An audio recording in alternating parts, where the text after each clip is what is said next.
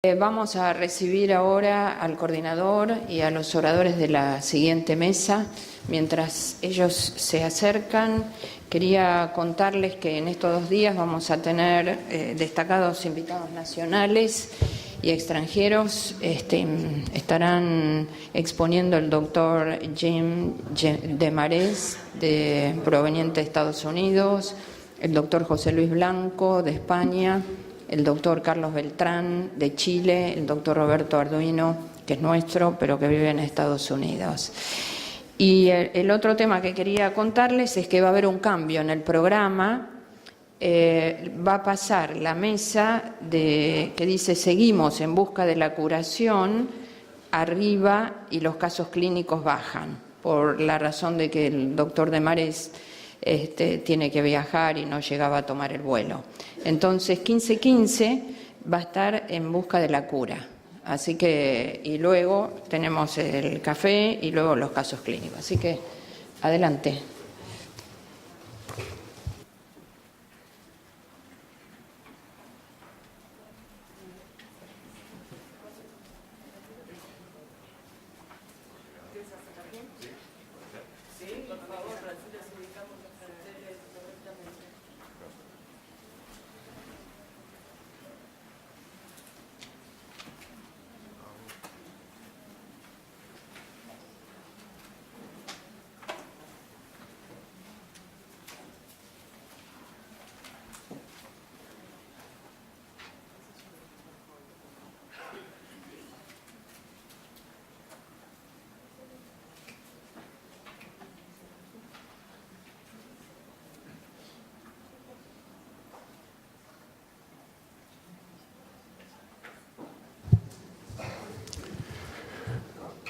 Hola, buenos días a todos. Por lo visto empezamos bien horario. Antes que nada, quiero agradecerle a las personas del comité y organizadores de este simposio por permitirme coordinar la mesa de laboratorio y sobre todo por tener la decisión de incorporar en un simposio principalmente médico, una mesa específica de laboratorio. Yo sé que para ustedes es algo no su ámbito habitual, su hábitat habitual, pero de estas herramientas ustedes utilizan habitualmente para el seguimiento de los pacientes VIH infectados y otro tipo de pacientes, con lo cual es importante para trabajar en equipo, como bien dijo el doctor, poder tener información del laboratorio y poder conocer qué es lo que hacemos y qué es lo que significa. Como ustedes ven, la mesa tiene repartido distintos temas. Básicamente, el primer tema es referido al diagnóstico, después algunos puntos específicos sobre test de resistencia. Para el primer punto, la voy a invitar a María Belén Bouzas, ¿sí? Test rápidos, ELISAs y nuevo algoritmo. María Belén es directora de la División de Análisis Clínicos del Hospital Muniz y miembro consultiva de la Dirección de SIDA y de Hepatitis Virales del Ministerio de Salud de la Nación. Gracias, Belén. Bueno, hola, buenos días. Gracias desde ya por la invitación a Isabel, a Edgardo. Este tema no es nuevo en el simposio. La última vez que vine a hablar de esto creo que fue en el 2013, que fue cuando recién habíamos sacado el documento en Nación respecto de los nuevos algoritmos de diagnóstico. Esta vez, básicamente, esta charla, que es muy similar a una que di a fin de año, la única diferencia son algunas perlas y algunas cuestiones puntuales que me parece que me gustaría compartir con ustedes. Voy a hacer un recorrido en lo que son los algoritmos, porque me parece que debe haber alguna inquietud con respecto a eso, algunos puntos importantes a recordar. Y después algunas experiencias de la práctica clínica cuántos de estos algoritmos en realidad reflejan lo que podemos, lo que vemos en la realidad y cuánto impacta en ciertos indicadores, ¿no? Como tiempo de devolución de resultados, que eso tiene un impacto en la atención del paciente. Y voy a terminar brevemente con lo nuevo en estas herramientas, porque esto no es otra cosa que herramientas para poder cumplir algunos objetivos concretos, que es el autotesteo. ¿Qué es lo que hay? ¿Qué información hay? ¿Qué evidencia? ¿Qué grado de evidencia hay? Bueno. No, ahí está bien. Bueno, simplemente para darle un contexto a la charla y reforzar esto de que lo que voy a hablar son de herramientas. Esto tiene un contexto que son las metas puestas por las agencias internacionales de salud 90-90-90 para el 2020. Como, digamos, en esto de poder incluir, tener el 90% de los pacientes diagnosticados, el 90% poderles incluirlos en tratamiento y un 90% de los pacientes tener suprimida su carga viral. El baseline que se trazó antes de establecer estas metas es en el 2013 y los resultados que ustedes ven ahí es, digamos, cómo está Latinoamérica, la región en general respecto de estos indicadores. Con lo cual, claramente, para poder trabajar sobre estas metas, para poder cumplirlas, en realidad uno lo que tiene que mirar es el proceso, la cascada de cuidado, que no es otra cosa que ver el proceso en términos de gestión completa, ¿sí? Lo que es desde el inicio, desde el testeo hasta el inicio del tratamiento y el mantenimiento y la adherencia de ese tratamiento, ¿no? A lo largo de todo este proceso, como en todo proceso, uno va perdiendo, va dejando en el camino o va generando desde las instituciones obstáculos por los cuales los pacientes no llegan o no se quedan, digamos, dentro de toda esta cascada. Yo me voy a referir puntualmente hoy a analizar claramente lo que se refiere al testeo, ¿sí? Que es lo que... para eso, esto que no responde, que no es otra cosa que una continuación, estas metas no podrían haberse puesto si no había una estrategia previa puesta antes, que es la de tratamiento 2.0, y que tenía distintas áreas de prioridades. Para hablar de este punto en concreto del testeo, una de las prioridades que teníamos para trabajar era priorizar, mejorar los puntos de acceso al diagnóstico en los puntos de cuidado.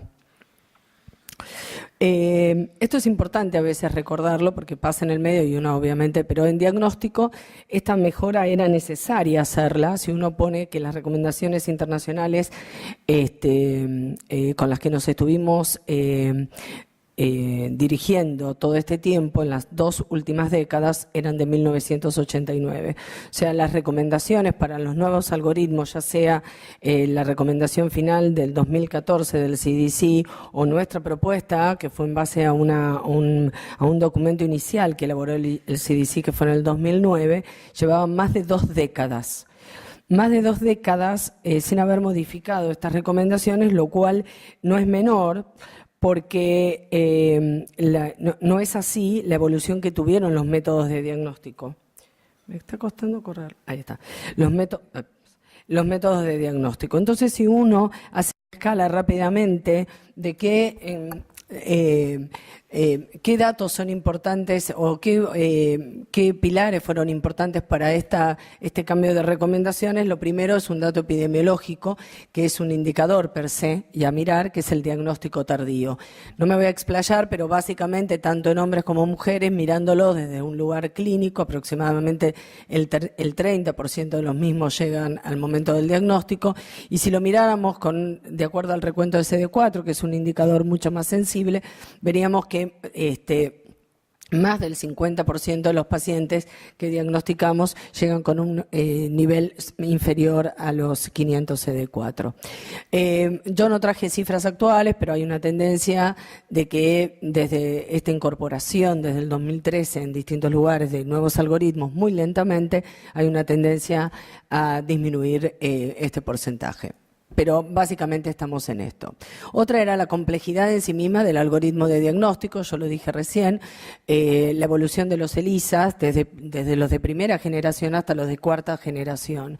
Eso, dentro del algoritmo convencional que combinaba ELISA con Western blot, ya implicaba una complejidad para laboratorios que no tenían una gran especialidad en el tema. Entonces ya, digamos, ahí hay una complejidad per se en el algoritmo de diagnóstico.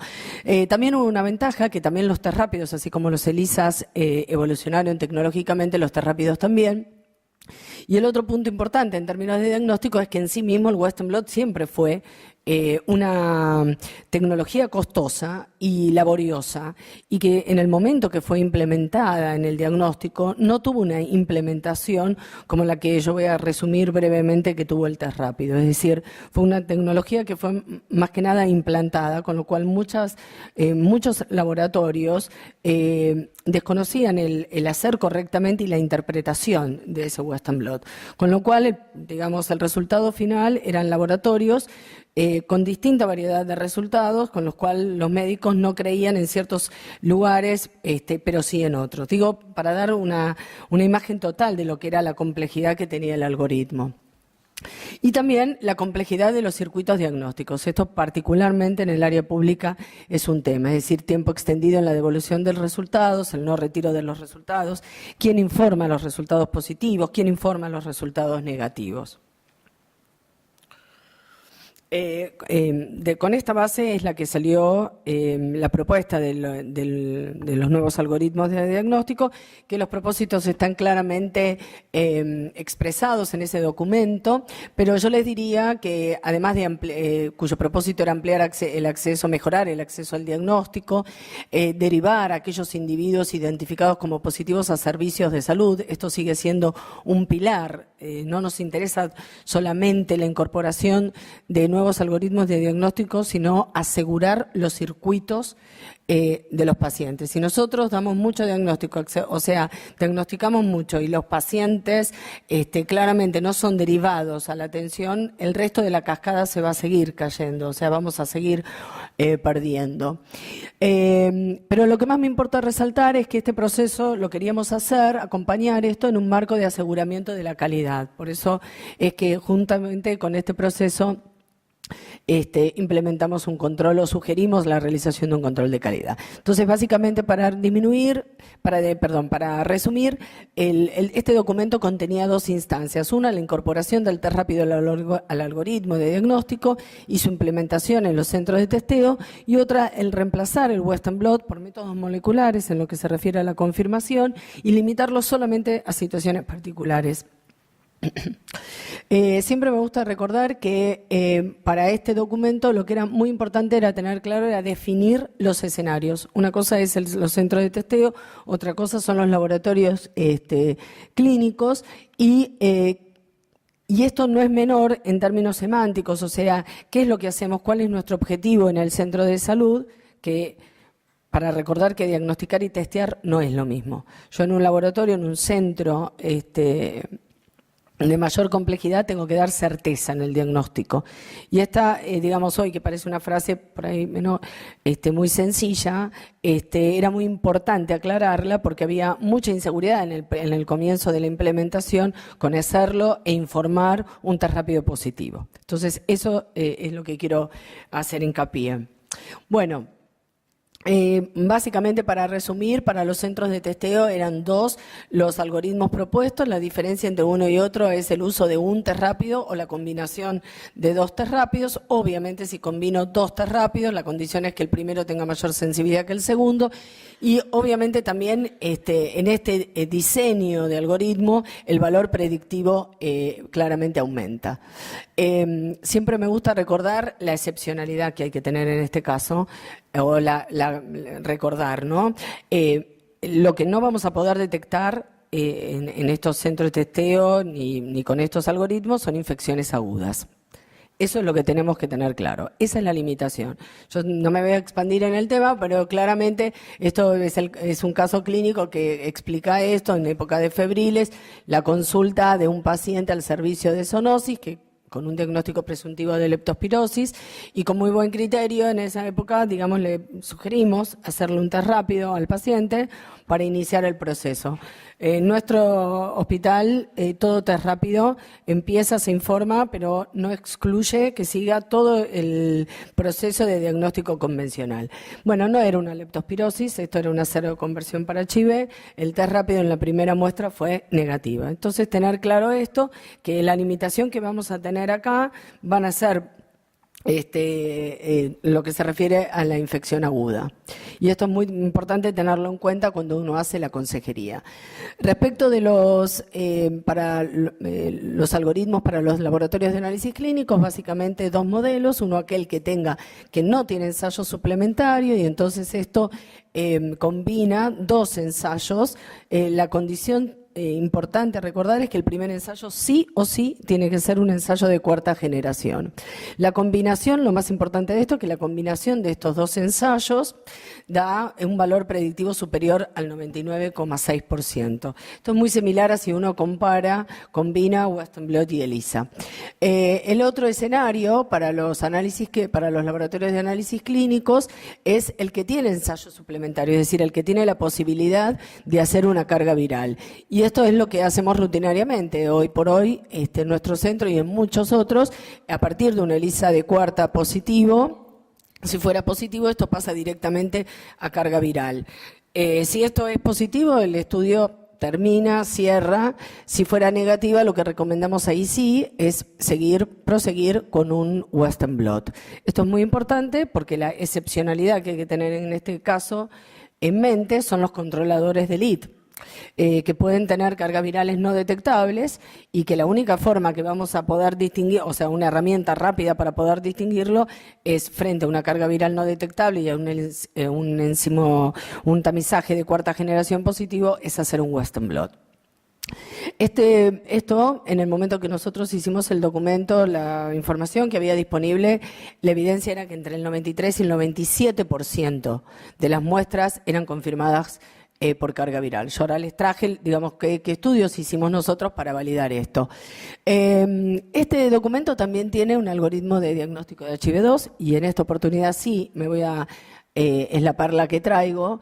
Este algoritmo, tal como lo pusimos, que está en consenso con otros internacionales, en realidad no tuvimos forma de validarlo acá.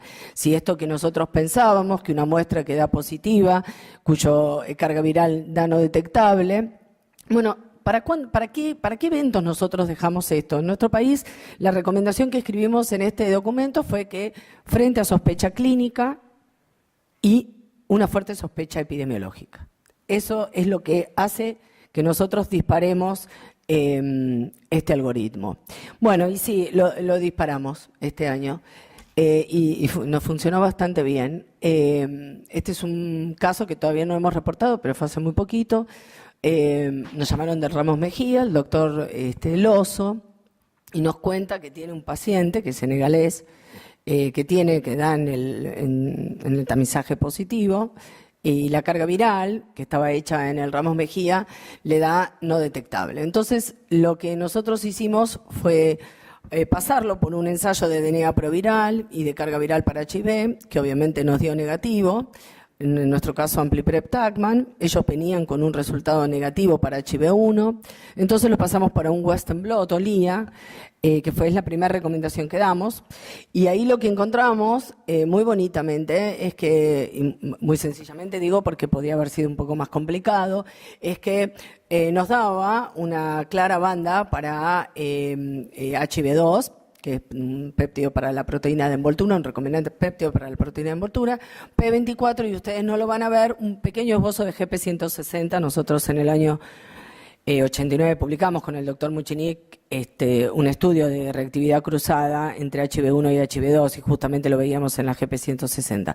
Tuvimos mucha suerte porque nos dio bien claro para HIV2. Entonces, el documento también dice que los ensayos de carga viral no diagnostican, no sirven ni para detectar ni para cuantificar HIV2.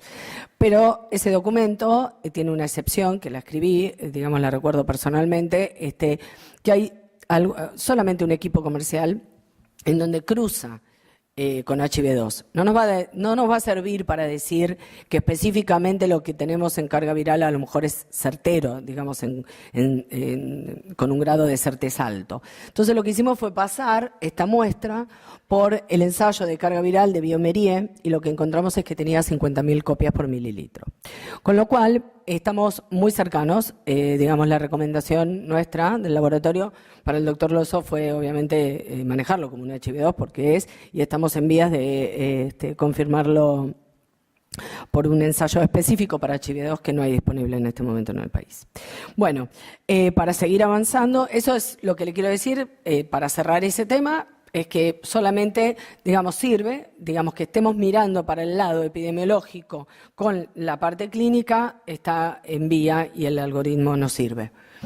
Y si no, nos llaman y tratamos de ayudar. Para el programa de implementación de test rápido, ¿cómo lo hicimos, digamos, todo esto? Trazamos objetivos, varios documentos. Uno es el que yo me estuve refiriendo todo este tema, la guía de implementación y todos los procedimientos para calidad de la implementación con unas estrategias que todos conocen y que muchísimos han recibido entrenamiento al respecto. Este entrenamiento es toda una parte práctica y teórica en donde revisamos varias cuestiones desde cómo realizar, cómo se toma la muestra y todos los registros que sugerimos, no los obligamos a hacer, sino les damos una sugerencia de los registros porque para nosotros será un momento importante de hacer un salto de calidad en los centros de testeo. Lo más importante que además o por lo menos estábamos muy motivados era en el tema del control de calidad externo, un control muy sencillo que lo dejo para las preguntas y lo que hicimos, lo que les voy a mostrar en las sucesivas son las experiencias de cómo esto sucedió en un piloto y cómo sucedió en la práctica hoy, cuánto es real, cuánto es el impacto que tiene. Este es la primer prueba piloto respecto de todos estos algoritmos que lo presentamos en SADI y comparamos el algoritmo convencional que veníamos haciendo en la unidad de virología con el nuevo algoritmo. Simplemente para recordarles que miren, si nosotros combinábamos el ensayo de Cuarta y Western blot, independientemente que nosotros tenemos algoritmos reflejos para estas cuestiones, el 92% de las muestras eran confirmadas por Western blot y la media de devolución de resultados era de 17 días, nosotros trabajamos con 2 muestras. Cuando lo comparábamos con el nuevo algoritmo, en donde todas las muestras positivas pasaban a carga viral, el 97,3% de las muestras eran confirmadas por carga viral. Este dato es muy importante para mí, porque esto reafirma que nosotros no estamos cambiando un algoritmo por otro de menor calidad, por uno de menor calidad, sino que estamos haciendo uno de mejor o igual calidad. Digo, porque lo que pasa es que hay que bajar una leyenda, no una leyenda, pero digamos una técnica que ha andado 25 años. O sea, hay todo un prejuicio, no solo de los médicos, sino de los bioquímicos, de lo que hacemos. Así que ese es un dato no menor y la media de evolución de resultados será de 6 días en este estudio piloto donde trabajamos con segunda muestra y con una sola muestra. Hoy, yo no les voy a mostrar por razones de tiempo, pero hicimos 2 mediciones, una del primer trimestre del 2015 y otro del periodo anual entre 2015 y 2016. Y lo que encontrábamos era que nosotros, esto es solamente sobre derivantes, el 97% de las muestras que nos vienen positivas previo a realización del test rápido son confirmadas por carga viral. Con carga viral, o sea, y la carga viral es detectable, solo en un caso nos dio negativo, ¿sí? Y el ELISA era negativo, ¿sí? Con lo cual es un falso positivo, o un error operacional, pero es un falso positivo, y de los ELISAs, el 90% son cargas virales detectables, y el resto, la diferencia, es no detectable, y cuando miramos quiénes son, cómo son estos, repetimos en nuestro laboratorio el ELISA y la mayor parte de ellos son negativos, ¿sí? Con lo cual son errores operacionales. Y la otra cosa que estuvimos mirando, porque estábamos muy interesados, era ver qué pasaba. Digamos, nosotros lo pasamos por el ensayo de carga viral y no es lo mismo si tiene 50.000 copias a si tiene 300 copias. O sea, cuán seguro estamos que por debajo de eso no tenemos ninguna falsa reacción en el ensayo molecular y no lo tenemos. Por debajo de 500 copias, todos ya sea independientemente independientemente del test, si venía con un test rápido o con un ELISA, se confirmaban por Western blot. ¿Sí? O sea, lo que quiere decir es que ese valor predictivo de una carga viral cuantificable, cuantitativa, por debajo de 500 copias, es realmente verdadera. Entonces, ustedes me van a decir, y obvio, cuando yo controlo un paciente también, sí, pero lo que pasa es que yo, en este caso, lo tengo que documentar porque la carga viral la estoy usando con criterio diagnóstico. La carga viral no es una metodología validada para diagnóstico, sino, o sea, sí, validada clínicamente, pero no desarrollada para diagnóstico, sino para monitoreo.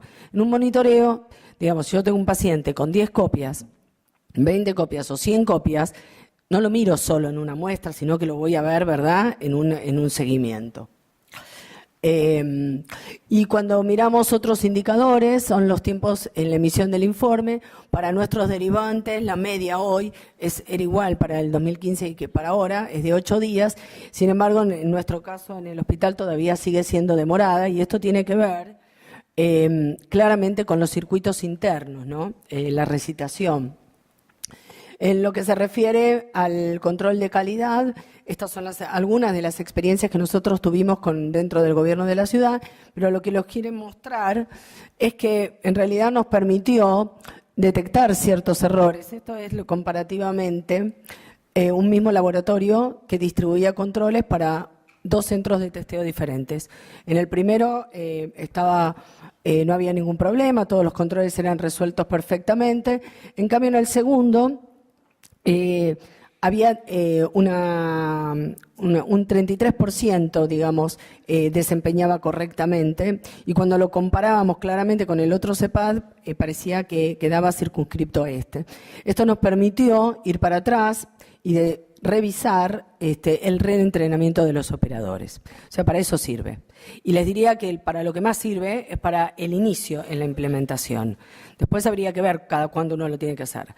Pero está muy bueno hacerlo porque permite detectar errores muy tempranamente. Por eso elegí. Hay otros más, pero básicamente ese es el que me parece. Y bueno, esta es una de las conclusiones más importantes. Para finalizar, en lo que se refiere al autotesteo, es bueno recordar que la FDA aprobó en el 2012 Oral Quick. Inglaterra lo tiene aprobado en el 2014 y varios países lo tienen en uso. Hay bastante bibliografía, no es poca, hay bastante. Al respecto, lo que sí me parece que es para resaltar es que lo que sí ha habido es una mayor desarrollo y análisis del proceso para la implementación del autotesteo. Uno es la etapa de diseminación, esto que tiene que ver con la difusión de esta nueva tecnología y el desarrollo, establecer indicadores, ¿no?, al respecto para el monitoreo. Claramente hay algunas cuestiones que dan arrojan buenos resultados, ¿no? En un estudio bastante amplio, randomizado, claramente el número de testeos por persona era mucho mayor que en el proceso habitual. En lo que se refiere a la adopción de esta innovación o de esta nueva tecnología, uno tiene que tener en cuenta que está influenciada por muchos otros factores, y dentro de estos 2 importantes. Uno, la percepción del usuario del costo. Todos estos trabajos hablan de que esta es una de las barreras que distinguen la gente o que menciona la gente al respecto. Y otra es la percepción del beneficio. Es decir, si la persona no siente, los individuos no ven un beneficio, no van a sentir la necesidad de hacerlo. Y la implementación, que no es menor, ya les digo que es mucho más complejo que lo que es para el test rápido, porque tienen que ver con las habilidades de las personas. Y en esto sabemos que hay programas desarrollados, muy pocos, pero que están desarrollados para la implementación del mismo. Entonces quiere decir que, digamos, para finalizar y como conclusión, es que en este proceso del autotesteo, y que parece muy interesante y que puede serlo, a lo mejor hay que pensarlo para ciertas poblaciones particulares, y teniendo en claro que para poder trasladarlo hay que diseñar estrategias eficaces, porque acá los que lo van a hacer son los propios pacientes, así que el entrenamiento y la capacitación de los mismos es importante. Bueno, muchísimas gracias, y en especial a mi grupo de la Unidad de Virología, que trabaja activamente conmigo en el Ministerio.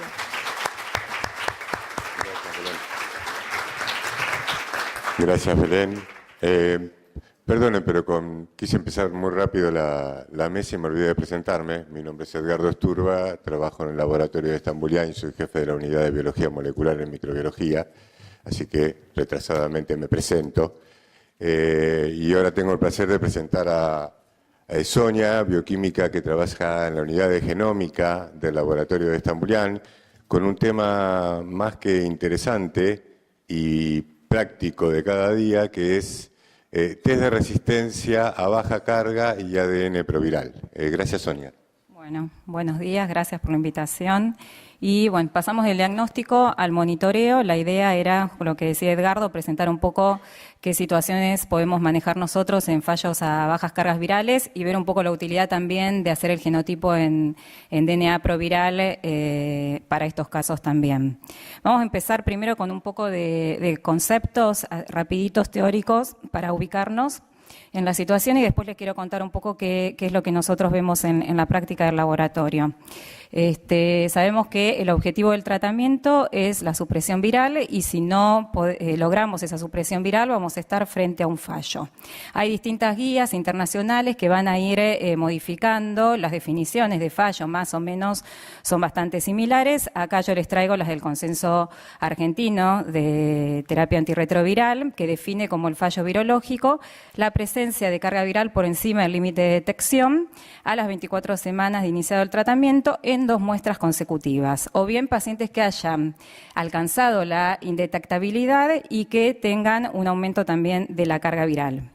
Dentro de lo que es la definición de fallo virológico tenemos un subgrupo que es el de fallo virológico a baja carga viral, que es por debajo de 1000 copias por mililitro. Y dentro de este grupo también podemos tener 2 subgrupos. Uno, el de muy baja carga viral, que se empezaron a detectar cuando se implementaron las técnicas de cuantificación de PCR en tiempo real, que tenían mucha sensibilidad y que se dudaba muchas veces de la especificidad por debajo, digamos, en esos niveles tan bajos de cuantificación y qué utilidad tenían en predecir un fallo virológico. En este aspecto les quería mostrar un trabajo que se hizo en el 2015, se presentó en la SADI, en los consultorios médicos del FUNSEI, que justamente por esta novedad de detectar cargas virales tan bajitas, quisieron medir el impacto de la viremia en pacientes que presentaban bajas cargas virales menor a 200 copias por mililitro en predecir un fallo virológico. Y el resultado que se observó fue que sí, esos pacientes que tenían, luego de alcanzar la indetectabilidad, cargas virales, episodios de cargas virales bajas, tenían mayor frecuencia de fallo virológico que aquellos que no las presentaban. Y luego tenemos, sí, con mayor evidencia y mayor robustez de datos, que fallos a baja carga viral de 200 a 1000 copias por mililitro tiene y está asociado a un mayor riesgo de fallo virológico. En le quiero mostrar 2 trabajos que fueron importantes y que estudiaron esta situación. Uno de British Columbia de Canadá, en donde se medía el impacto que tenía detectar mutaciones asociadas a resistencia a bajas cargas virales. Y se vio que aquellos pacientes que tenían resistencia virológica a bajas cargas virales presentaban 3 veces mayor riesgo de fallo virológico con respecto a los que carecían de resistencia a baja carga viral. Y este es otro trabajo que también fue muy informativo, muy útil, es un multicéntrico de Europa, en donde se veía la capacidad de detectar mutaciones asociadas a resistencia según los niveles de carga viral. Si bien lo óptimo es, y se veía que la mayor frecuencia de detección de resistencia, de mutaciones, era alrededor de 1000 a 10.000 copias, también se veía una alta frecuencia de mutaciones por debajo de 1000 copias, lo cual demostraba la utilidad de hacer los estudios genotípicos a bajas cargas virales y que era muy útil en dejar al paciente fallando, digamos, acumulando mutaciones de resistencia para predecir, digamos, preservar los futuros tratamientos. Como estamos hablando de fallo terapéutico y de mutaciones asociadas a resistencia, simplemente les quiero aclarar o recordar que son múltiples los factores, no solo los factores inherentes al virus en el fracaso terapéutico, sino que también hay factores inherentes al paciente, es uno de los principales, la adherencia en lo que es el fracaso terapéutico, y también hay factores asociados a las drogas, como la tolerancia, la toxicidad o las interacciones farmacocinéticas. Luego de esta introducción, o sea, para ponernos un poco en escenario, les quería contar cuál es la situación actual, qué es lo que nosotros vemos desde el laboratorio. En los últimos años las terapias combinadas han sido muy exitosas, tenemos más del 90% de los pacientes que responden de manera exitosa al tratamiento, entonces se plantean nuevos aspectos digamos, en este escenario de monitoreo de pacientes tratados. Uno es la tolerabilidad de los tratamientos a largo plazo, la necesidad de simplificación de los mismos, y vimos también que había más casos de fallos a bajas cargas virales. Frente a esto, nosotros también debemos estudiar la presencia de resistencia para nuevamente poder establecer esquemas de tratamiento efectivos. Y por este escenario que les estoy mostrando, ahí no los veo yo, surge la necesidad de evaluar resistencia a antirretrovirales a bajas cargas virales y aún en pacientes que tienen cargas virales indetectables. ¿Cuál es la primera limitación y la principal limitación? La sensibilidad de los test genotípicos. Nosotros tenemos que la muestra ideal que se define, y es más, los test comerciales aprueban por arriba de 1000 copias mililitro para hacer los test genotípicos, porque se considera que tienen mayor sensibilidad en la detección, mayor reproducibilidad de la técnica de secuenciación y especificidad. Sin embargo, nosotros usamos el TrueGene durante muchos años, ahora está discontinuado, y tuvimos muy buena experiencia en detectar mutaciones por debajo de las 1000 copias. Actualmente lo que estamos usando es una técnica puesta a punto en el laboratorio que amplifica el gen de la proteasa en la transcriptasa reversa, y, de ser necesario para estudiar la resistencia a los inhibidores de la integrasa, también el gen de la integrasa. Hacemos una amplificación de estos blancos, una secuenciación y la interpretación por la base de datos de Stanford. La sensibilidad que logramos con este test fue un poquito menor, no llegamos a alcanzar la sensibilidad que teníamos con los test comerciales. Les quiero contar, ya en el 2011 presentamos un trabajo en donde evaluábamos la solicitud de test de resistencias a bajas cargas virales, y vimos que un 9% de los pacientes tenían solicitud de test de resistencia a bajas cargas virales, el 90% amplificaba y casi el 90% detectaba mutaciones, lo cual ya a nosotros nos da un indicio de la utilidad de estudiar a bajas cargas virales las mutaciones asociadas a resistencia. ¿Qué es lo que sucede ahora? Yo tomé la población de Helios porque ha aumentado mucho la solicitud de test de resistencia, quise evaluar acotadamente la población de Helios, y vimos que este gráfico muestra el porcentaje de solicitud de genotipos en función de los rangos de carga viral. Y vimos que por debajo de 1000 copias se duplicaba el porcentaje de solicitud. Ahí vemos ya que el porcentaje de los casos de fallos a bajas cargas virales ha aumentado. ¿Y qué porcentaje de éxito tenemos nosotros? Podemos amplificar esos y dar una solución para rangos de 200 a 1000 copias. Tuvimos un 76% de éxito, pero no tenemos tanto éxito cuando las copias son muy bajitas. Por debajo de 200 copias mililitros, solamente un 12% logramos de amplificación con los genotipos que estamos usando. Ahora bien, podemos amplificar un determinado porcentaje y vemos que más de la mitad presentan mutaciones asociadas a resistencia y casi el 50% a 2 grupos de droga. Luego le sigue a un grupo de droga y un pequeño porcentaje a los 3 grupos de droga. Si hacemos el mismo análisis para el genotipo de la integrasa, en este caso es importante y se sabe que con todas las bondades que tienen los inhibidores de la integrasa de primera generación, principalmente que nosotros más usamos es el raltegravir. Sabemos también que la baja barrera genética que tienen y que se generan mutaciones de resistencia aún a niveles de cargas virales muy bajas, casi indetectables también con las técnicas de cuantificación. Entonces, detectar la resistencia en los bajos niveles de replicación permite preservar el uso después de los inhibidores de integrasa de segunda generación como el dolutegravir. El porcentaje de solicitud del total, estos son 51 pacientes a los que se les, todos en fallo con raltegravir, el 28% por debajo de 1000 copias mililitros estudió y se hizo el genotipo de la integrasa. Y lo que muestra este gráfico, ¿cuál es el láser acá? ¿Saben? ¿El de arriba? Esto. Acá lo que les quería mostrar es que el mayor porcentaje en detectar mutaciones asociadas a resistencia fue en cargas virales menores a 1000. O sea, ahí se ve la importancia del estudio y de poder resolver estas situaciones de fallos a raltegravir a bajas cargas virales.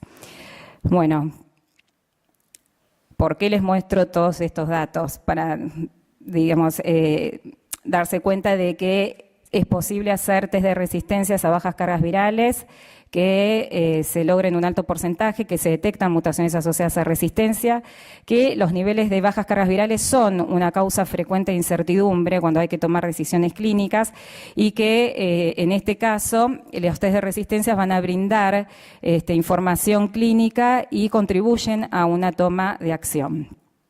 Pero nos quedó ahí una zona gris. Muchos test de resistencia, principalmente por debajo de 200 copias, que no se pueden resolver. En esos casos, generalmente, la toma de conducta médica es empírica.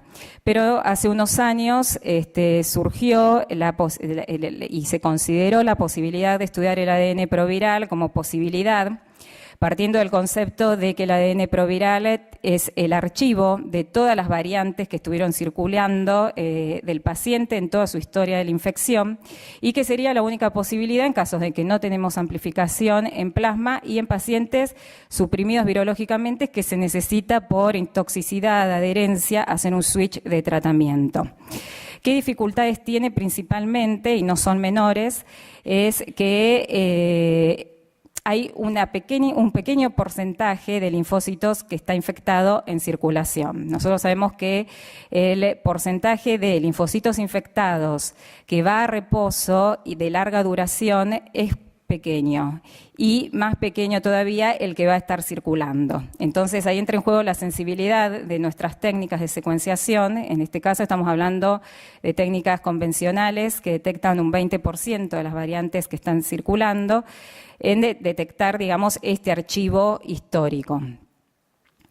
Hay muchos trabajos, hay mucha bibliografía, lo que sí es una certeza que tener el histórico de test de resistencias en plasma es mucho más útil y es mucho más informativo que hacer un test genotípico solo de DNA proviral. Esto es justamente por lo que les comentaba, por la sensibilidad y la incapacidad de poder detectar todas las mutaciones en este paquete, en este reservorio. Pero en el caso que no contemos con ningún histórico, hay muchos trabajos que demuestran la utilidad de hacer DNA proviral como una herramienta más para el manejo de pacientes. El último, perdón. Este último trabajo, por ejemplo, habla de simplificación a tableta única una vez al día, en este caso rilpiridina, FTC, tenofovir fumarato, en pacientes que están suprimidos, en donde no tienen históricos, en donde se vio la utilidad de hacer DNA proviral y ver que si aparecen mutaciones asociadas a este esquema que se quiere implementar, se desaconseja aplicar este switch de tratamiento. Nosotros empezamos a probar en el laboratorio, lo primero que hicimos es hacer un paralelo de plasma y ADN proviral en pacientes naive y pacientes fallados por encima de 1000 copias mililitro y vimos muy buena correlación cuando comparamos tanto las mutaciones asociadas a resistencia como las mutaciones basales. Algunas observaciones fueron que detectamos en DNA proviral en 2 pacientes mutaciones primarias que en plasma no aparecen. Esto destaca, y ya está descrito, que hay una mayor detección en pacientes naive crónicos en DNA proviral con respecto al plasma, que sabemos que con el tiempo en plasma las mutaciones asociadas a resistencia se van diluyendo, pero quedarían en el archivo del paciente. Otra de las cosas que vimos son mutaciones inusuales, y en esto hay que tener mucho cuidado, porque sabemos que hay un gran porcentaje de DNA proviral que es defectivo, no replicativo, y estas mutaciones están asociadas a una enzima viral, y yo se los comento, es muy molecular, pero también ya la base de datos de Stanford lo informa. Están mediadas por una enzima celular antiviral que se llama POVEC, que genera estos residuos inusuales, aún también en codones de resistencia. Pero muchas veces podrían resultar en virus no infectivos, entonces habría que ver si detectamos mutaciones asociadas a resistencia mediadas por esta enzima, si estos virus tendrían capacidad replicativa, o bien también se considera que esta POVEC puede llegar a generar variantes de escape al tratamiento y al sistema inmune. Así que esto es un punto que aparece mucho, lo seguimos viendo en otros pacientes también, y es a considerar. Y otra de los puntos que vimos, que teníamos mayor cantidad de mezclas, y esto es por la diversidad de genética que tiene el reservorio viral. Una vez que vimos esta correlación, les quería mostrar algunos casos. No voy a ahondar mucho en los casos clínicos, pero sí contarles casos positivos y casos negativos. En este caso es un paciente con un genotipo basal sin mutaciones asociadas a resistencia, comienza tratamiento con 3TC, tenofovir, efavirenz, no logra la indetectabilidad, mantiene cargas virales de logaritmo 2, se rota a el efavirenz por atazanavir por intolerancia al tratamiento, y tampoco logra una negativización de la carga viral, y ahí le hacemos un genotipo de DNA proviral y aparece la mutación 184 que afecta al 3TC, que es una de las drogas que está tomando el paciente. Así que bueno, en este caso sería un aporte en la conducta médica. Este es otro caso en donde un paciente comienza tratamiento con 3TC, abacavir, efavirenz, logra la indetectabilidad, pero comienza a tener pequeños episodios de cargas virales, hasta que se rota por intolerancia también el efavirenz atazanavir, hacemos el ADN proviral, y en este caso no detectamos mutaciones asociadas a resistencia. Y acá es donde este test no es útil, porque no descarta la presencia de mutaciones asociadas a resistencia. Principalmente se postula que las técnicas de secuenciación de nueva generación que detectan poblaciones minoritarias, aún al 1% de las poblaciones que están circulando, podrían ser útiles, pero bueno, en este caso no resulta útil el test de resistencia. Y este es otro caso parecido al primero que les mostré, un paciente tratado con Truvar-Reyataz, 7 años tratados, nunca negativizó la carga, nunca se lograron amplificar los test de resistencia en plasma, y presentó la mutación 65R asociada a resistencia al tenofovir, también en mezcla, o sea que lo vemos como como una parte minoritaria, y esto también da indicio de que podría llegar a tener otras mutaciones que nosotros no estamos detectando, como la 184 que aparece antes que la 65R. Bueno, creo que no se los voy a contar porque ya estoy media excedida, ¿no?, de tiempo.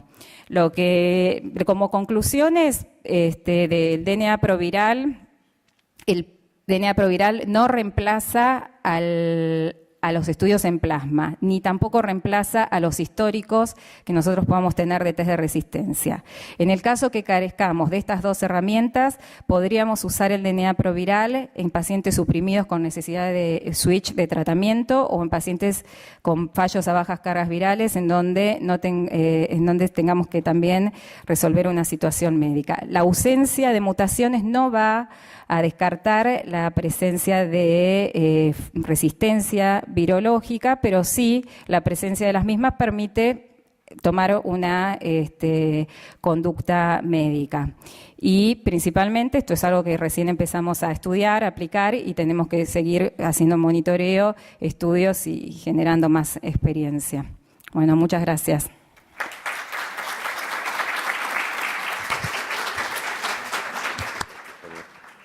Gracias, Sonia. Bueno, la vamos a invitar ahora a Natalia Laufer, médica infectóloga del Hospital Fernández y investigadora asistente del CONICET y del INVIRS, con un tema que ella nos va a contar si es presente, es difícil. Presente, futuro cercano, futuro lejano, ¿en qué situación estamos en la resistencia de hepatitis B y hepatitis C? Bueno, gracias. Muchas gracias al Comité Científico por invitarme. Yo soy una especie de híbrido porque atiendo pacientes y además soy un híbrido. Bueno, hago investigación en el laboratorio, investigación básica, y voy a hablarles de esto. Este es un tema que está todos los días cambiando. Hay publicaciones, hasta ayer había una nueva publicación, así que bueno, puede ser que lo que les diga hoy, mañana ya haya cambiado, así que estamos en un mix entre presente y futuro. No, perdón. Esta primera diapositiva es para mostrarles que hay cosas que comparten, tanto el virus B como el virus C. Ustedes piensen que vamos a hablar de dos virus distintos. Hay que considerar que las personas que están infectadas van a tener, antes del tratamiento, pueden tener presencia de variantes virales con mutaciones. ¿A qué se debe esto? A que ambos virus tienen una alta tasa replicativa y además ambos virus tienen polimerasas que generan con una alta tasa de error. Tanto para C, que es un virus ARN, como para B, que si bien es un virus ADN, utiliza un intermediario de ARN para su replicación, por eso tiene una transcriptasa reversa, que también genera errores y pierde esa estabilidad que tienen los virus ADN. O sea que van a existir en forma previa al inicio del tratamiento algunas variantes virales que pueden ya ser resistentes a las drogas que nosotros le vamos a iniciar. Posteriormente el paciente inicia el tratamiento, vamos a ver una caída en la carga viral, ven que acá hay un mix entre lo que son cepas salvajes, o sea que no tienen resistencia, variantes con mutación de resistencia, y cuando empieza el tratamiento, distintos factores van a hacer que alguna de esas variantes virales pueda prevalecer. ¿Qué va a pasar? Va a ser la biodisponibilidad de las drogas, la adherencia del paciente, condiciones previas del paciente, si hay presencia de cirrosis, si ha sido experimentado a tratamientos previos, también si el genotipo que está involucrado y el subtipo también en el caso de C. Posteriormente, cuando el paciente termina el tratamiento, en el caso de C y en el caso de B, ustedes saben que es un tratamiento crónico, o sea que va durante también el seguimiento del tratamiento, vamos a ver que ciertas variantes van a prevalecer o no según su capacidad replicativa, según la capacidad que tiene de seguir multiplicándose. Porque vamos a ver muchas de estas mutaciones afectan esa capacidad replicativa. Cuando vamos específicamente al virus C, sabemos que es un virus ARN, como les había mencionado, que genera una poliproteína que después es procesada y se generan las distintas enzimas o proteínas donde van a actuar las nuevas drogas de acción directa. Estas proteínas o estas enzimas es en donde se pueden generar mutaciones, cambios aminoácidicos que vuelvan que las drogas que tenemos disponibles no puedan ser efectivas contra los virus que tienen estas mutaciones. Hasta este año, justo se agregaron unos nuevos, tenemos toda esta combinación de drogas. Hay muchas charlas de hepatitis C en el Congreso, van a poder ver mucho sobre lo que es tratamiento, pero en principio sabemos que podemos tratar lo que son los inhibidores, digamos, hay drogas contra la proteasa viral, o sea, inhibidores de la proteasa, también hay drogas contra el NS5A, que es un complejo necesario para la replicación viral, que son las mutaciones que más nos van a importar. Hay inhibidores nucleotídicos y no nucleotídicos contra la polimerasa viral. Entonces, cuando se produce resistencia, cuando hay un fallo al tratamiento, generalmente lo que se generan son las RAS. Este es un nuevo término que se utiliza, en Estados Unidos más se utiliza el término polimorfismo. RAS es una sustitución aminoácidica asociada a resistencia. Y dentro de eso van a ver que hay distintas definiciones, que si esto genera resistencia a una clase de drogas o genera resistencia a una familia, pero en términos generales es que un cambio aminoácidico, un cambio en la proteína va a llevar a que ese virus sea resistente a las drogas que nosotros podemos darle para el tratamiento. Entonces, ¿cuáles son las drogas que son más qué drogas son más susceptibles a que se genere resistencia? Principalmente NS5A, ahora vamos a ver por qué motivo, es la que más nos importa. En segundo lugar, los inhibidores de la proteasa y en tercer lugar, los inhibidores no nucleotídicos de la polimerasa. Los nucleotídicos quedan fuera de esto, ¿no? La verdad es que no se genera resistencia casi. ¿Cuál es la barrera para la resistencia, sobre todo para inhibidores de proteasa y NS5A? Lo que vemos es que principalmente el genotipo 1A es el que tiene más baja barrera. Sabemos que estos tratamientos tienen una alta tasa de respuesta sostenida, que quiere decir que con estos tratamientos curamos la infección en los pacientes. Sin embargo, hay entre un 5 y un 10% que van a fallar, y esos fallos, en la mayor parte de los casos, como decíamos, están asociados a la presencia de RAS. Vamos a ver que estas RAS van a tener distinto impacto en futuros tratamientos y que, como hay pacientes que, como mencionábamos en la primera diapositiva, ya van a tener previamente al tratamiento la posibilidad de presentar RAS, estas variantes de resistencia. Bueno, como les mencionaba, esta posibilidad de tener variantes de resistencia, como dijimos previamente, la más importante son las variantes asociadas a NS5A, por lo que les voy a comentar más adelante. Vemos que si uno utiliza distintas técnicas para evaluar la resistencia, las prevalencias van a ser diferentes de mutaciones preexistentes. Si uno utiliza técnicas muy, muy sensibles, o sea que detectan variantes que están en el 1% de la población, vemos que alrededor de un 25% de las personas infectadas ya presentan basalmente RAS a NS5A. Sin embargo, cuando utilizamos lo que más útil va a ser en la práctica clínica, que es la secuenciación poblacional, que es lo mismo que en HIV, que sabemos que para detectar la población tiene que estar presente en al menos la población viral con la mutación en un 15-25% de las cepas, de las variantes virales, vemos que estamos observando presencia de RAS previos al tratamiento de alrededor del 15%, y este es el valor que vamos a manejar. Entonces, ¿cuáles son las herramientas que nosotros tenemos en la práctica clínica para evaluar la presencia de RAS? La primera es la que más se va a utilizar, es la secuenciación poblacional, la famosa Sanger, que va a detectar población cuando la población viral con la mutación esté alrededor de un 15 o 25% de toda la población viral. La otra, que van a ver que hay mucha literatura y se habla mucho de este tema, que son la secuenciación ultra profunda o la de la próxima generación, que puede detectar cuando estas poblaciones virales están alrededor del 1%. El tema es, no sé si alguna vez vieron cuando salen los resultados de esto, son miles de secuencias, lleva muchísimo tiempo analizarlo y tampoco se sabe muy bien cuál es el impacto clínico que tiene la presencia de esas mutaciones en tan bajo nivel. Así que no tiene utilidad por el momento en la práctica clínica. Las herramientas disponibles que tenemos para evaluar la resistencia, el Quest es una marca comercial, ninguna de las dos primeras está disponible en Argentina. Esta es solamente para genotipo 1, solamente para la región NS5A y hace secuenciación poblacional. Monogram lo que hace es la secuenciación ultra profunda para genotipos 1 y 3, para también la región NS5A. Y finalmente, lo que sí tenemos disponible en Argentina es el Genotufeno, es una plataforma, como la que mencionaban previamente, para evaluar la presencia de mutaciones de resistencia. Lo que se hace es una secuenciación del virus en regiones específicas. Uno tiene que secuenciar la región en la que quiere buscar la mutación, NS3, NS5A o NS5B, y subirla a esta plataforma, sabiendo de qué genotipo y subtipo es, y la plataforma nos va a dar el resultado a que estas mutaciones que tenga el paciente, a qué se asocia a qué resistencia a cuáles drogas. Bueno, si vamos específicamente a las distintas RAS, a las distintas variantes que vamos a encontrar en los pacientes. La primera, que es la menos importante, por eso la ponemos primero, son las mutaciones a los inhibidores nucleotídicos de NS5B. Lo que producen es una terminación de la cadena. ¿Sí? Se agrega el sofosbuvir y no se sigue produciendo el ARN. No están presentes en individuos que no han recibido tratamiento, y en aquellos pacientes que fallan un tratamiento basado en los inhibidores nucleotídicos, el que tenemos disponible ahora es el sofosbuvir. Cuando fallan un tratamiento con sofosbuvir, solo el 1% presenta estas RAS post-tratamiento.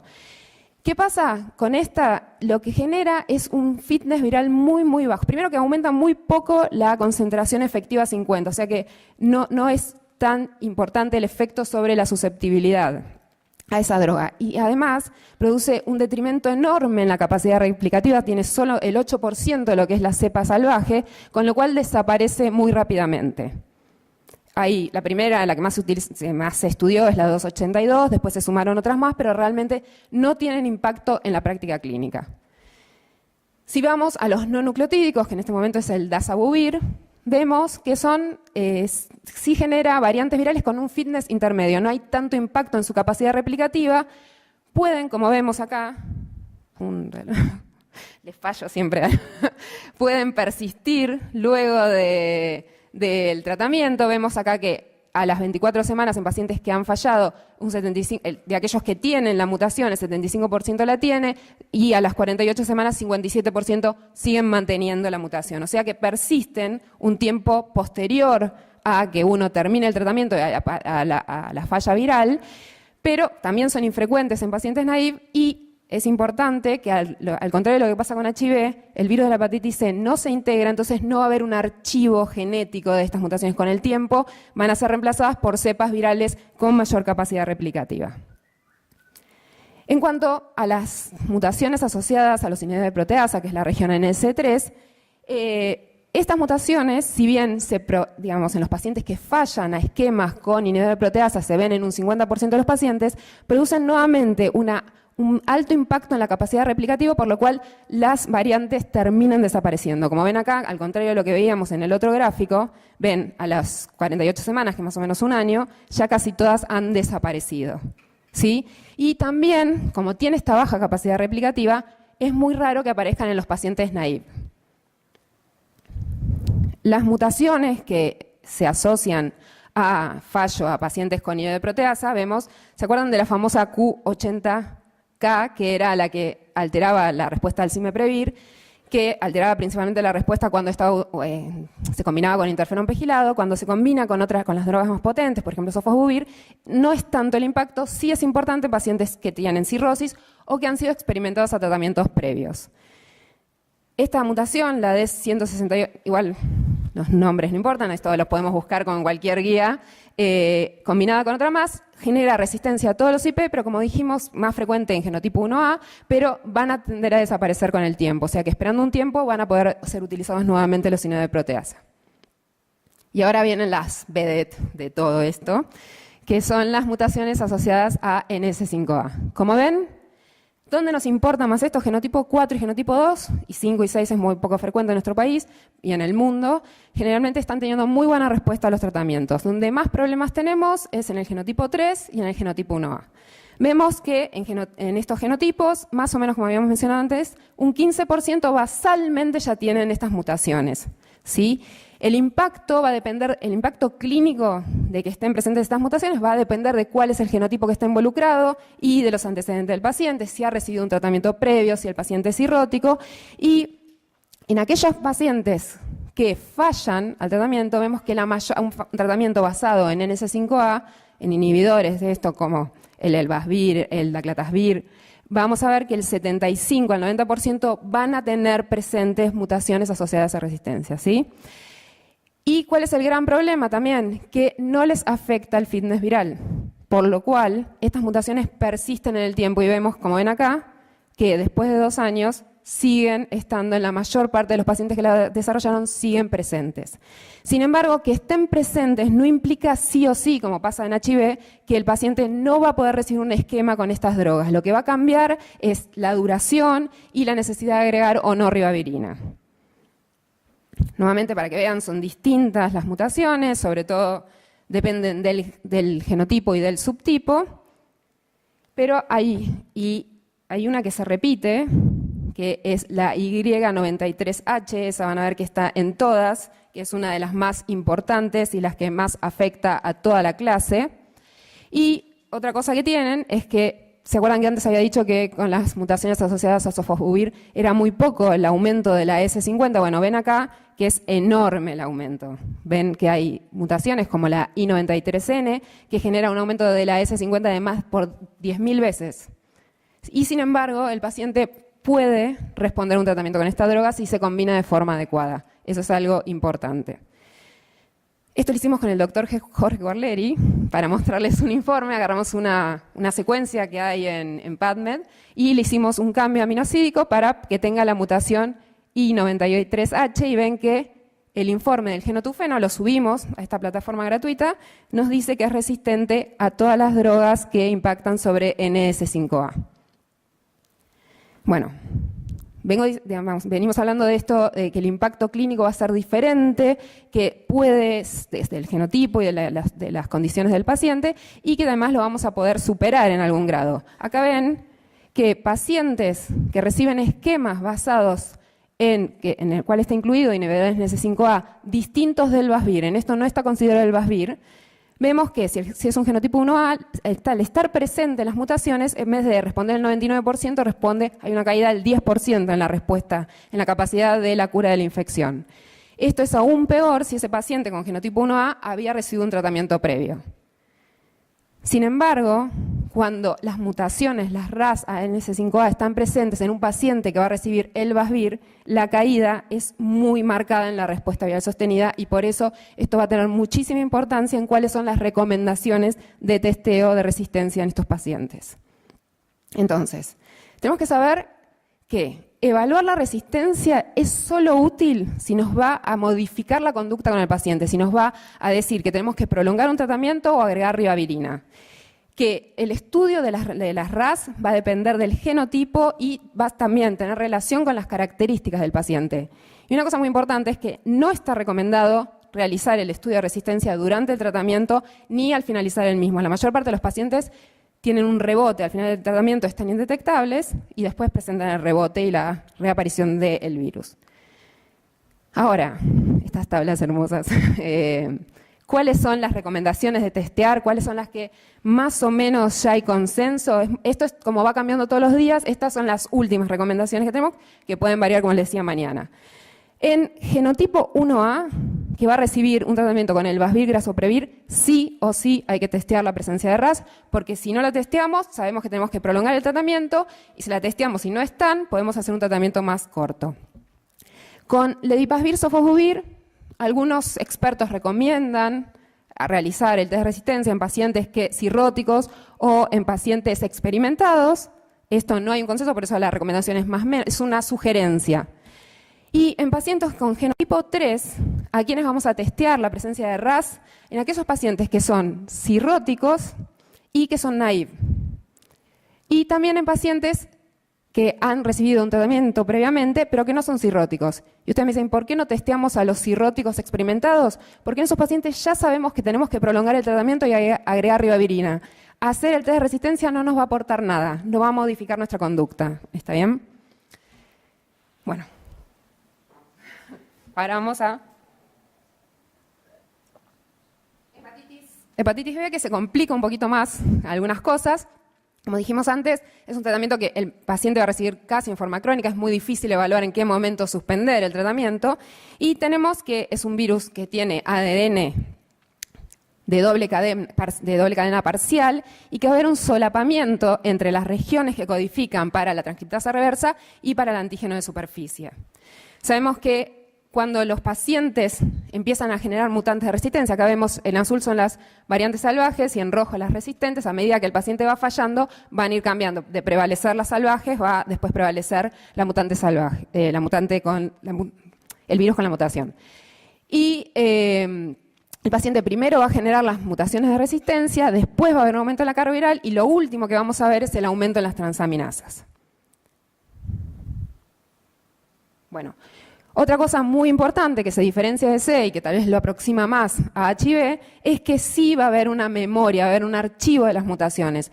No porque el virus en su ciclo necesite integrarse al genoma, porque eso pasa, pero es digamos, en algunos casos, no en la mayoría de los casos. Lo que sí sucede es que queda en esa forma circular covalentemente cerrada en el núcleo, en donde va a archivar las mutaciones que se vayan generando.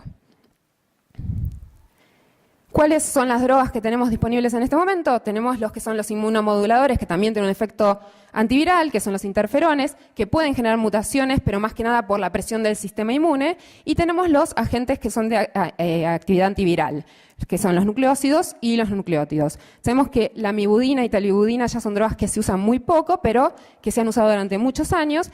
Y las que más se están utilizando, el tenofovir, tanto el fumarato como el TAF, adefovir y entecavir. Una cosa muy importante es que esto ya es conocido, la lamivudina. ¿Por qué la lamivudina y talibudina se están dejando de utilizar? Porque sabemos que en 5 años más o menos la mayor parte de las cepas virales van a tener mutaciones de resistencia. En cambio, con tenofovir, tanto TAF como fumarato y entecavir es muy, muy rara la aparición de resistencia. Es más, tenofovir, como ven, sigue aún en este año diciendo 0. Bueno. Las combinaciones de variantes de resistencia, lo mismo que vemos en HIV, lo mismo que estábamos viendo en C, hay distintos cambios aminoácidicos que van a llevar a la falta de respuesta. La que siempre conocíamos, de la que siempre se hablaba, la IMDD, que es el cambio M204, que se va a asociar cuando aparece esa mutación, que si bien altera el fitness viral, va a tener mutaciones compensatorias, por lo cual ese virus va a poder permanecer. ¿Sí? Eso es algo que hace el virus B y le permite mantener estas cepas con mutantes de resistencia, que van a quedar archivadas y que hay algunas mutaciones, como la 181T, que se asume que van a generar resistencia a la mayor parte de las drogas disponibles y solamente nos va a quedar el tenofovir como una opción y tal vez el entecavir, pero sabiendo que el paciente que ha fallado a la amibudina tiene altas chances de generar resistencia a entecavir si no le damos las dosis adecuadas, si no aumentamos la dosis. Una cosa que mencioné previamente y que es muy, muy importante es que las mutaciones que se generan en la transcriptasa reversa que llevan a la disminución de la susceptibilidad a ciertas drogas pueden tener impacto en el antígeno de superficie. Como vemos acá, la 181T que les mencionaba que puede ser multidrogas, puede generar un codón de stop en el antígeno de superficie. Con lo cual, si la mayor parte, el porcentaje tendría que ser más del 90% aproximadamente de las variantes virales que tiene el paciente, tienen este codón de stop, el paciente nosotros no vamos a poder detectar en plasma el antígeno de superficie y tal vez vamos a tener la falsa idea de que negativizó el antígeno de superficie. Y eso es muy importante. Y además estas presencias de mutaciones de stop, de codones de stop, llevan a un aumento del riesgo de hepatocarcinoma. Como ven, acá están las mutaciones en la transcriptasa reversa y cómo se asocian a cambios en el antígeno de superficie. Ahí no. Hablando de esto, justo, se acaba de publicar hace un mes más o menos, 2 pacientes que les pasó eso. Estaban tratados con entecavir y tenofovir al mismo tiempo, que son pacientes que venían con fallos a múltiples tratamientos previos, generan una mutación que es la 78T, que lo que hace es aumentar la capacidad replicativa del virus y que se asocia a un codón de stop en el antígeno de superficie, con lo cual estos 2 pacientes tenían antígeno de superficie indetectable, con altas cargas virales y mucho daño hepático. Entonces, lo que plantea son 2 pacientes con mala adherencia, con múltiples tratamientos previos, pero bueno, es una llamada de alerta. Tal vez pueda existir una mutación de resistencia al tenofovir. Entonces, hay que empezar a cuidarlo porque además estas son cepas que se van a transmitir también a pacientes que están vacunados, porque el antígeno de superficie no está. ¿Cuáles son las posibilidades que tenemos para evaluar la resistencia? Lo más conocido es el INOLIPA, que es una técnica donde se hace una PCR, se genera una hibridización posterior, como ven acá. Si la mutación, acá lo que tenemos es que tenemos mutaciones predefinidas, las más conocidas. Si la mutación está, se va a ver una banda en estas tiras, tiene 2 tiras diferentes para evaluar las distintas mutaciones, y eso se lee en forma, directamente uno lo mira y compara con las tablitas estas que tenemos acá, o se puede escanear y que el informe nos lo dé la computadora, pero lo que nos va a decir es si están presentes o no las mutaciones que buscamos o si está el virus salvaje. Por otro lado, tenemos el TrueGene, que no se dejó usar en HIV, pero se utiliza en hepatitis B, aunque no está validado por la FDA, y lo que hace es evaluar, se hace una secuenciación entre las posiciones 99 y 280 de la transcriptasa reversa, que coinciden con las 101 y 237 del antígeno de superficie, y nos va a informar de cualquier variante que esté en esas posiciones. Y después se tendrá que interpretar si eso se asocia o no a resistencia. Sin embargo, no se utiliza en el país ni es muy utilizado, digamos, a nivel mundial. También esto que nos permite es el mismo sistema por el cual podemos tener el genotipo de B. Entonces, ¿cuáles serían las recomendaciones con B? Sabemos que no es un paciente que va a terminar su tratamiento, como en C, y después plantear la búsqueda de mutación de resistencia para un próximo tratamiento, sino que es un paciente que está en tratamiento, como en el caso de un paciente de HIV, y en el cual evaluamos si el paciente está en falla. Detectamos una carga viral que aumentó o que no termina de disminuir, y en ese caso tenemos que confirmar que esto esté sucediendo. Si es así, se procede a la secuenciación del POL. Si podemos tener varios escenarios, encontrar un virus salvaje, que probablemente entonces lo que esté pasando es que el paciente no es adherente al tratamiento, o las distintas mutaciones que les fui mencionando, que están acá nuevamente en este cuadro, y en base a esas mutaciones definir cuál va a ser el cambio de tratamiento que vamos a realizar. Como en la práctica clínica muchas veces uno supone cuáles pueden ser las mutaciones y hace el cambio de la amibudina tenofovir o si está fallando ya tenofovir agregante capair, bueno, puede evaluarlo, pero la realidad es que tiene esta herramienta de poder determinar cuáles son las mutaciones presentes y hacer el cambio con un poco más de evidencia. No mencioné, pero el genotufeno también existe para hepatitis B, hay que hacer la secuenciación en los laboratorios que tengan la técnica validada y después subirlo a la plataforma. Bueno, muchas gracias.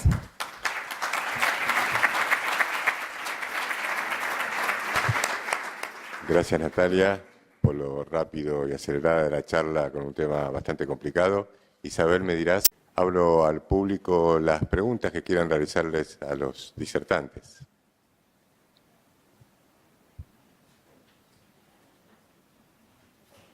¿Ninguna pregunta? ¿No? Ah, me ganó de mano. Me gana. No, ya, primero las damas.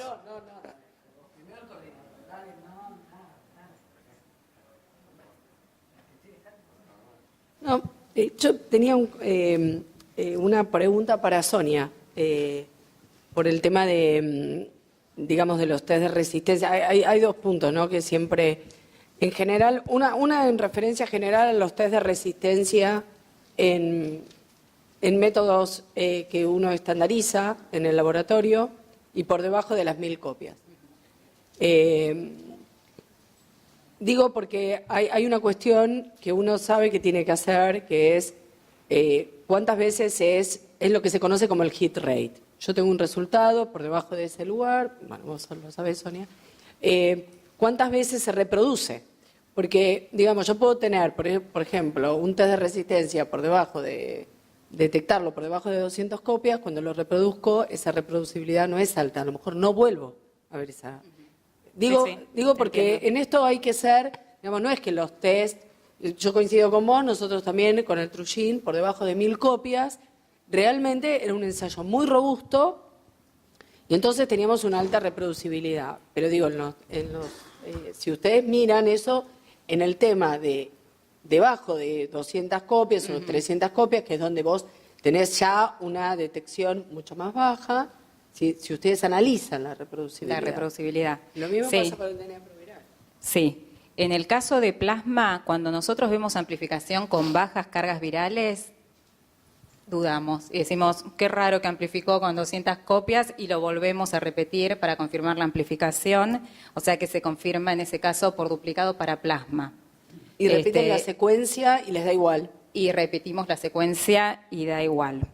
Puede suceder, aparte el tema de las mezclas, digamos, que puedas llegar a perder alguna que otra mezcla y en ese caso evaluás un poco digamos, cómo son los picos, si son muy pequeños, pero la verdad es que tenemos alta tasa de reproducibilidad en plasma. Y con DNA proviral, específicamente vos me preguntabas la detección de mutaciones. Sí, pasa lo mismo, porque en el DNA proviral también, porque por algo, digamos, uno no lo ha utilizado en la práctica clínica diaria. Eso tiene que ver con una validación clínica. Sí, ¿Cuál es el impacto que tiene un ensayo donde yo emito un resultado y se supone que ese resultado va a ayudar a la intervención del médico, digo. Exacto. Si no, estamos agregando una cuestión que confusión no más que solución. Exacto. Nosotros con el DNA proviral, te digo, en lo que es aplicación a pacientes, recién estamos comenzando. Lo que hicimos fue la validación que te mostré, donde tuvimos buena correlación. Y primero tomar con pinzas la ausencia de mutaciones. Y en el caso de la presencia, también tomar con pinzas lo que le decía de los residuos inusuales, mutaciones que están en codones de resistencia que te afectarían, pero que no sabes si realmente eso va a tener un impacto clínico, como estás diciendo vos. Porque yo creo que es un camino que recién empieza a transitarse. Hay dos planos, ¿no? Uno es la validación técnica y otro es la validación clínica. Exactamente. Que me parece que exactamente. tenemos que tomar. Sí. Gracias, Belén. El doctor Labrido quiere hacer una pregunta.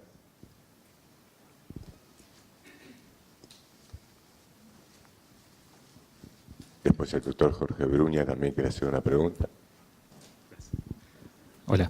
Primero felicitarlas, la verdad, chicas, excelente, nos muestran el camino de una manera formidable. Y más que una pregunta, un comentario, porque para nosotros es muy importante en la práctica clínica manejarnos con bajas cargas virales y saber lo que estamos haciendo. Y lo que ustedes hacen nos aporta muchísimo. Lo que yo les quiero decir es que todos tenemos que pedir el test desde el punto de vista infectológico, el test de resistencia aún con baja carga. Lo tenemos que intentar. Tal vez aumente los costos, tal vez les complique la vida, pero lo tenemos que intentar porque si hay una mutación, a nosotros nos sirve. Si no hay nada, no decimos que no hay nada, porque la ausencia no significa real ausencia, pero la presencia nos ayuda muchísimo y a veces define la situación de no dejar al paciente acumulando mutaciones, aunque sea baja carga, porque en el futuro se nos va a complicar más. Entonces, gracias por eso. Bueno, Lo que sí me parece, no sé qué pensarás vos, Sonia, que es también importante confirmar esas bajas cargas. O sea, definir bien qué Sí, es lo que es es baja algo carga. que Pues no ese es le- un sí. punto, era una pregunta que le iba a hacer a Sonia, que muchas veces en el laboratorio nos encontramos que se le pide el test de resistencia a baja carga y cuando viene la nueva muestra es indetectable y no se puede hacer el test de resistencia. Entonces, no sé si Sonia vos querés hacer algún comentario. Sí, yo no les comenté el tema de la confirmación de las bajas cargas virales. Siempre en el fallo a baja carga viral hay que descartar el blip, que son esas cargas virales transitorias que vuelven a ser indetectables en la próxima detección de viremia. Y en cuanto a eso tenemos varios casos. Por debajo de 200 copias dentro de ese fracaso y no amplificación tenemos muchos casos, no te podría decir el porcentaje de pacientes que fueron blip y cuando le chequeamos la carga viral es menor a 20. Así que sí, también es algo frecuente que nosotros vemos en el laboratorio. Gracias. ¿Puedo hacer Jorge. una Perdón. pequeña pregunta? Porque hay algo que los médicos hacemos mucho o que pensamos, a veces que puede servir, que es en pacientes que tienen confirmada una carga viral de bajo rango, decirle al paciente que 1 semana, 2 semanas no tome el tratamiento, con lo cual permitiría el aumento de las cepas, las variantes que podamos para detectarlas, sin que todavía la salvaje haya podido recuperar su lugar. Ustedes, Belén me está mirando mal, pero... No, No, digo porque a veces es como algo que se piensa en la práctica clínica y si ustedes desde el laboratorio les parece que es algo lógico o ya directamente nos dicen no lo hagan más. no, nosotros lo hacemos con los médicos, con los chicos de Helios, cuando lo piden lo hacemos 1 semana, 10 días y hemos logrado que pique un poquito la carga viral y en muchos casos se detectan mutaciones. En los casos en que no se... Siempre el valor predictivo negativo es bajo, digamos. En el caso que no detectes mutaciones, no descartás de que hayan estado y las hayas perdido. Eso depende también de qué mutaciones, de cuánto te afecten el fitness viral y cuán rápido desaparezcan de circulación. Nati, perdón que me meta en esto, pero quería recordar con Sonia hicimos un trabajo al respecto y lo presentamos en SADI hace 4 o 5 años, donde justamente hicimos una estrategia. Lo hicimos en forma prospectiva. Evaluamos 25 pacientes en esa situación y amplificó en 24. Y de esos 24, en el 75% había mutaciones de resistencia que nos permitió el cambio de tratamiento y todos estuvieron indetectables al año. Nati, otra cosa. Eso es lo que me parece importante. Sí, Eso es lo más importante, digamos, cómo yo lo evalúo en el futuro. Digamos, igualmente te digo, dentro del grupo no hay acuerdo. O sea, a mí no me gusta, no me convence esa estrategia, pero el resto sí. Así que ahí estamos. empezaste a hablar, Nati, trataba de recordar dónde había estado, que se había dado la misma discusión y que no había consenso. Nosotros, particularmente en el hospital, digamos, no tomamos ese tipo de sugerencias al paciente. No hacemos, en todo caso hablamos con el médico, pero esa es una sugerencia, te diría, de las pocas que nosotros no nos metemos en ese ámbito, que me parece que está circunscripto al paciente, a no ser que sea una cosa recomendada, que tenga guía de práctica clínica, si no yo considero, en este caso soy más dura, mi profesión limita que nosotros tengamos una intervención así con el paciente. No, pero generalmente la sugerencia que comenta Sonia es básicamente a los médicos, nunca a los pacientes. Jamás en nuestras recomendaciones a los pacientes, es simplemente algo que se conversa con los médicos y el médico toma la decisión como corresponde. ¿Jorge? Bueno, buen día. Gracias, porque me he llevado varias perlas. No, dos comentarios. Uno con respecto a lo al promover el testeo. Yo soy de Comodoro Rivadavia. Aún en el hospital, si bien el discurso es que el que llega puede pedir hacerse un test, le siguen pidiendo la orden del médico. Y en privado es aún más complicado, porque con esta cuestión de que quién le informa el resultado, que no es que, digamos, hay un equipo en donde el laboratorio trabaja al lado del infectólogo, del clínico, del médico, del paciente. En esta semana, por ejemplo, me pasó que un ELISA positivo, la bioquímica de un centro, dice, le mandé con el cadete el sobre con el resultado a usted y le dije al paciente que vaya a ver, digamos, lo complicado que es promover el testeo masivo, que una cosa es decirlo y otra cosa en muchos lugares que hay varias dificultades. Y la otra es un caso clínico, digamos, que muestra la excepción. Paciente asintomática que se hace una serología sin antecedente clínico sospechoso de infección aguda, le da un ELISA de 4ª generación positivo. Yo la veo, le pido una carga viral negativa. Entonces le pido un Western. El Western tiene el complejo 120-160 positivo y tiene la P24 positiva, la 41 negativa. Le pido una antigenemia y me da negativa, antigenemia P24. Lo que hago es esperar y a los 20 días le vuelvo a pedir una carga viral, 64 copias. 64 copias. 64. Sí. Y bueno, pero es por eso que el algoritmo contempla que en la confirmación, si vos tenés una ELISA de 4ª y lo pasás a carga viral y da no detectable, y el Western blot nos permite ahí definir. Vos tenés el complejo GP160-120 más P24. Sí, es positivo. Bien, perfecto, eso es positivo. Eso es positivo. Digo, creo que no eso es que me pasa todos los días. Eso... Pero eso es algo que nosotros vemos también. Claro. Cargas virales bajas de pacientes no tratados y que están Sí, ese es un porcentaje que existe. Yo no te puedo decir cuánto en la población, cuando uno ve el mundo de los HIV, no supera, digamos, los elite controllers, que en este caso uno supone que va para ese lado, tendríamos que ver el CD4 y tendríamos que ver en el tiempo. Porque el elite los CD4, 1250 CD4. Fantástico. Bueno. 44%. Una cosa importante de este algoritmo que simplifica mucho, que después se podría evaluar, es que uno va perdiendo las seroconversiones con esto, porque todos van a estar diagnosticados como HIV positivo, tanto crónicos como seroconvertidores, con la misma definición, pero sin embargo algunos de ellos van a ser seroconvertidores y que uno podría tal vez tener, si interviene rápidamente, tener un impacto en los reservorios. Digo que esa es tal vez la única cosa que no se resuelve, simplifica todo lo más. Que no se caracteriza, genera, sí. O sea que la tenés que caracterizar. Sí, en la otra para nosotros es, sí, te tengo que decir que sí, es así. Bueno, si les parece bien, puede ser una más, me está pidiendo una más. La última pregunta, por favor. Bueno, gracias. Para Natalia, ¿qué herramientas de secuenciación están disponibles en el mercado, si es que están en la Argentina? ¿Y cuál sería el escenario clínico para detectar las RAS en los pacientes con infección crónica C, si en los pacientes experimentados con una problemática clínica puntual, o sería de buena práctica hacerlo de rutina, cosa que creo que no, pero bueno. No.